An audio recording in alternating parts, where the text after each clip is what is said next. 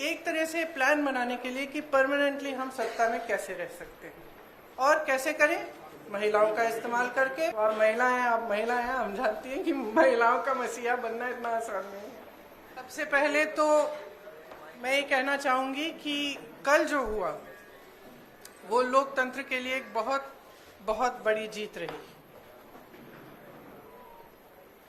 जो सरकार की साजिश थी संघीय ढांचे को बदलने की, लोकतंत्र को कमजोर करने की, उसको हराया गया, उसको रोका गया।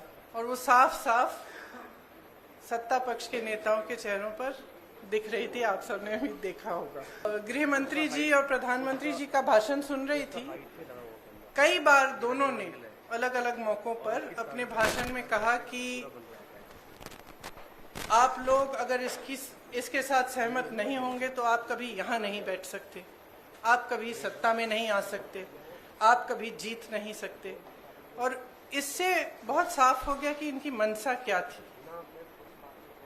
तो ये सब करने के लिए एक तरह से प्लान बनाने के लिए कि परमानेंटली हम सत्ता में कैसे रह सकते हैं और कैसे करें, महिलाओं का इस्तेमाल करके, महिलाओं के नाम पर हम आरक्षण लाएं।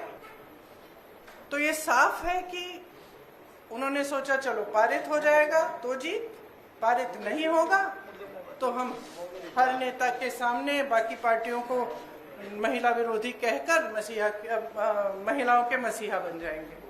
तो आप महिलाएं हैं, हम जानती हैं कि महिलाओं का मसीहा बनना इतना आसान नहीं है। First, that things have changed for this government. It's very visible from their actions. Firstly, they are under a lot of international pressure. It's very, very clear. A lot of the actions they are taking, I don't think, as my brother has said multiple times, any Indian Prime Minister would have accepted the terms of the deal that they have done with the US unless there was massive pressure. He is obviously under massive pressure. It is very obvious.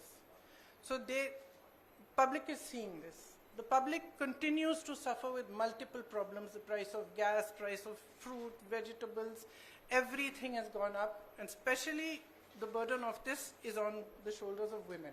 And it's across class, across caste. It does not matter whether you're a rich woman, poor woman, whether you live in an urban center, whether you live in the villages. Your problems are increasing.